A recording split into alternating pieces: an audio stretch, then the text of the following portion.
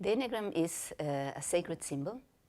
We can say it is a symbol that has a power inside. And this power is because of the sacred laws that form this symbol. These laws are the law of 1, that is represented by the circle, the law of 3, that is represented by the triangle, and the law of 7, that is represented by this star, this X8, of 6 points. How can we use the Enneagram for our personal growth? The Enneagram is a tool of self-knowledge. So through the Enneagram, you can know yourself. This tool, you can use it in the psychological level to know the 9 types of personality. And to observe and to know, to search in yourself the behavior in your intellectual center and in your emotional center. That in the Enneagram is called passion, the emotional center, and fixations in the intellectual center. In the seminars, we make a psychological work and a spiritual work. And through the spiritual work, they can connect with their own virtues, with their own divine attributes. And through the exercises, we can attract a higher energy, and this energy helps them to unknot the inner conflicts. It's important to see that there are 2 lines. There is the line of the knowledge and the line of the being. And these 2 lines must be together. The more the level of your being, more knowledge you can have. And what do you mean by level of being? Level of being is not only your state of consciousness, but it's also the level of your inner freedom. And what do we have to free ourselves from? We have to free ourselves from the ego. We have to free ourselves from the negative characteristics of the ego, from the selfishness, from the anger. If you're angry, if you're free from the anger, when you're angry, you are not a slave of the anger. It's an energy that you can use, but you use it at will. So it is important that these 2 lines of being and knowledge, they work together. Because you can have a lot of knowledge, you can be a very wise man, you can give talks of high wisdom, but then the level of your being is not in the same high of this wisdom that you are teaching. And perhaps you're a person full of arrogance, full of greed. So higher is the level of your being, you can go deeper in the knowledge. You can have more meanings on the wisdom. This is important. And what is the target people for your seminars?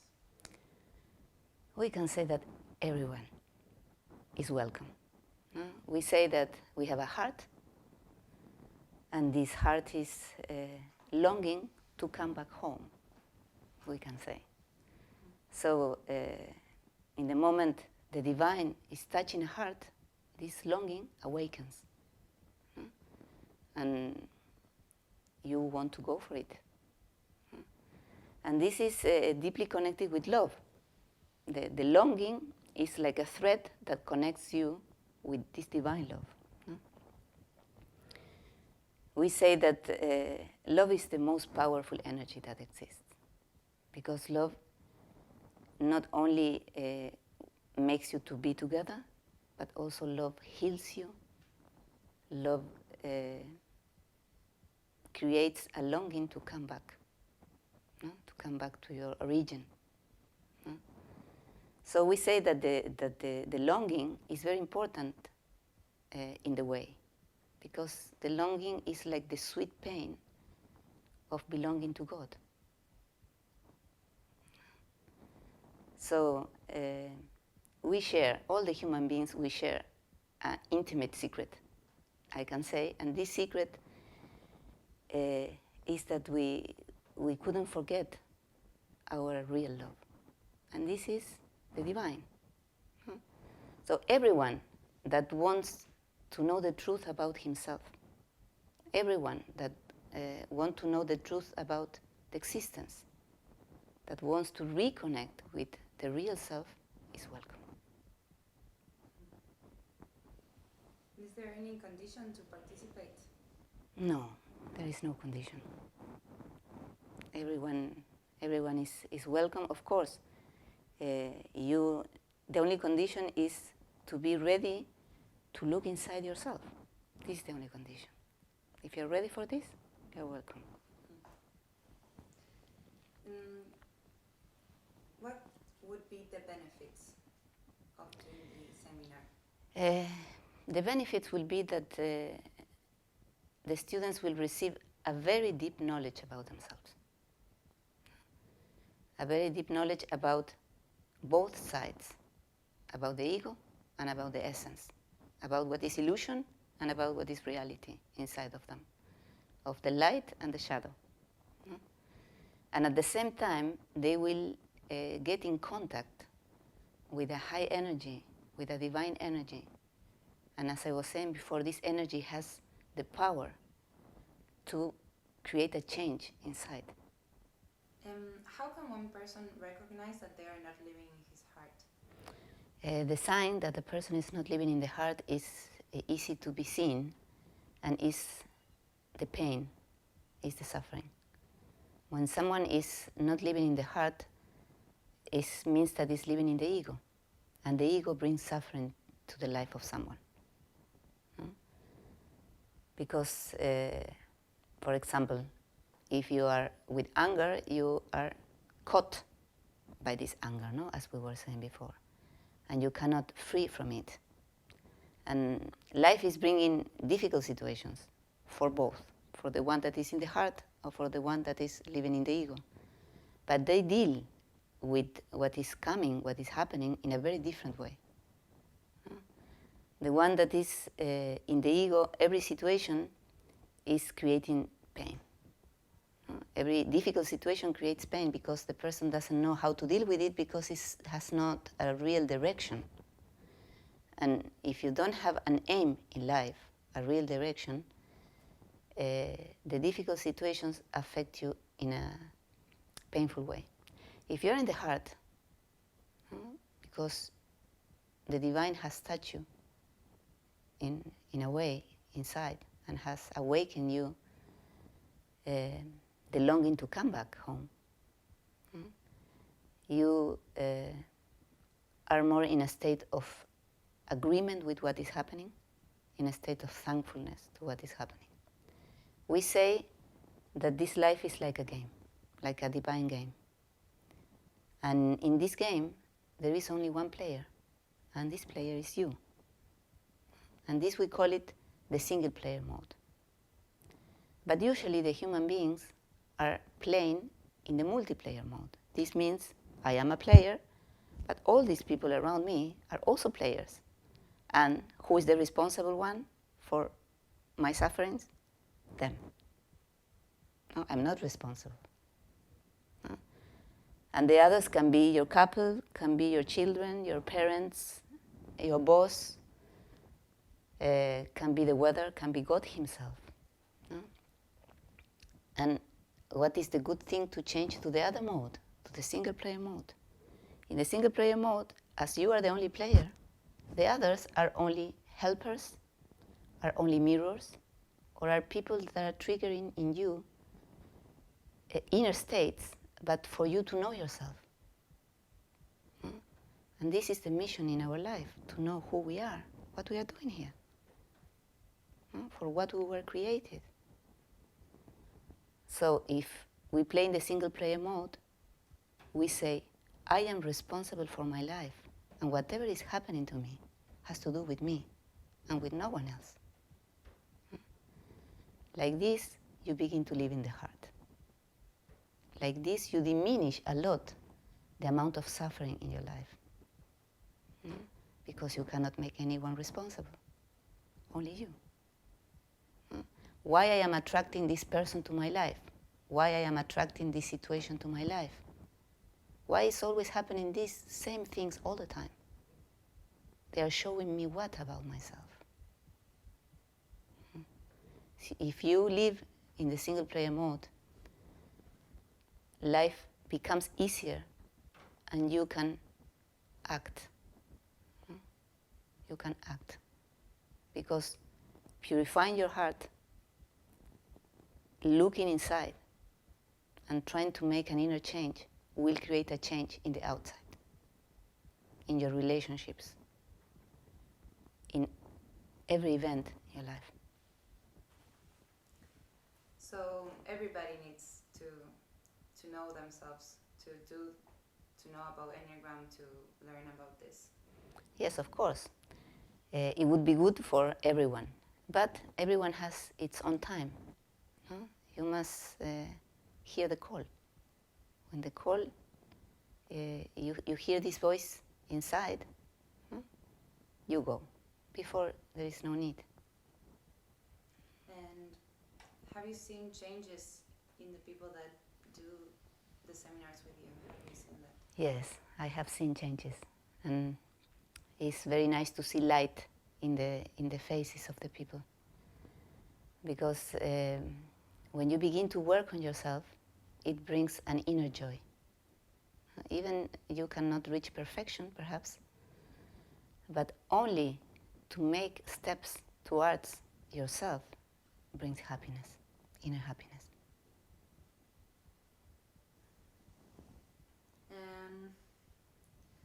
Sufism is known to be the path of the heart. Why is that? We say that it's the path of the heart because it's like longing for the divine. It's like the heart is longing for the beauty, for the majesty, for the perfection of the divine. So we can say that Sufism is the need for God. It's this inherent need that the heart of every human being has for the origin.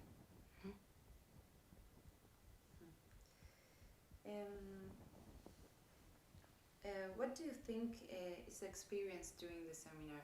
What the students experience and what they take after doing it? I think that the most important experience is that they can see themselves. Usually the eyes are turned toward the outside. And in this 2-day seminar, or 3-day seminar, or 6-day seminar, they began to turn the eyes towards the inside. And so they receive not only a knowledge, a wisdom about the Enneagram, about self-knowledge, but also they apply this knowledge to themselves.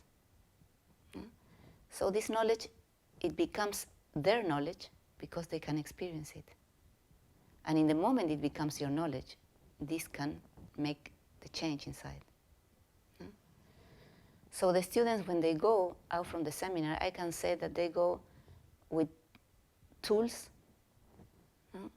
of self-knowledge, self-observation, with a deep knowledge about the symbol and what how they can apply the symbol to themselves. And they go with the inner and beautiful taste of what is this higher energy, this divine energy.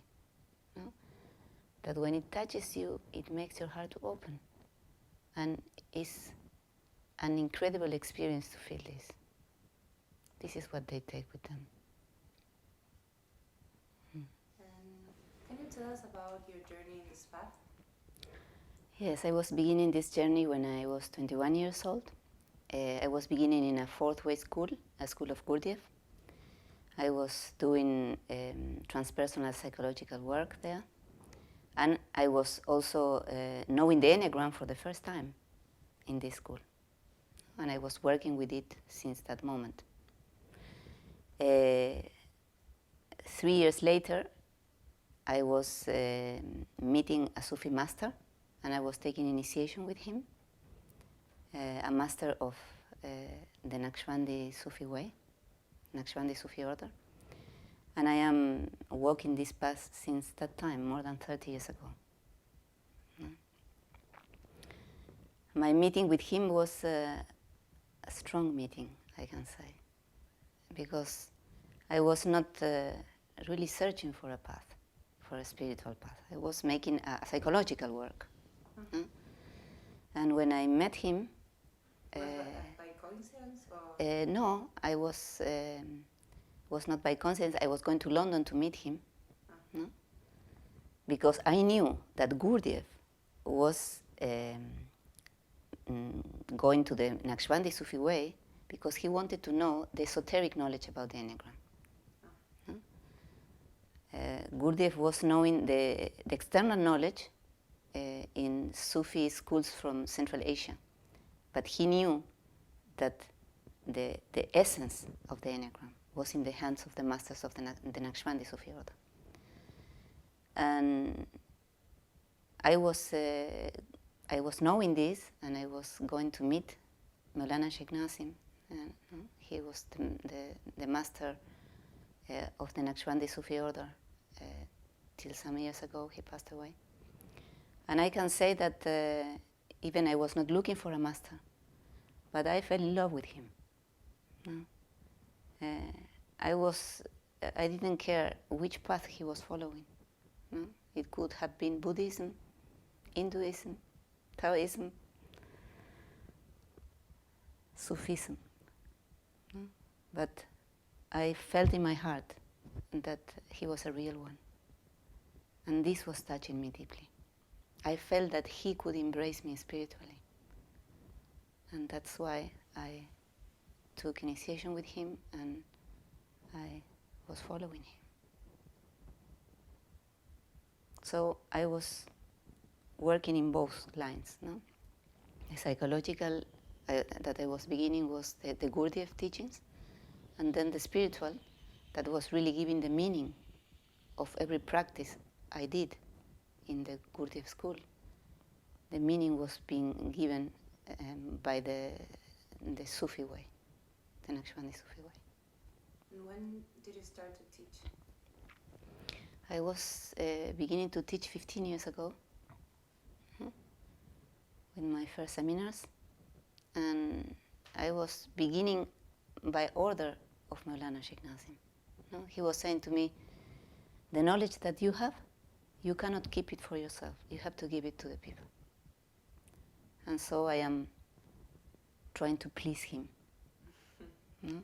And trying to do what he was advising me to do. No? So I'm traveling to many countries, to China, Spain, Italy, Colombia, Mexico, soon, and Argentina. Yes. I am trying to make this happen, no? To bring this wisdom and this divine knowledge to the heart of the people. Well, thank you very much. Thank you.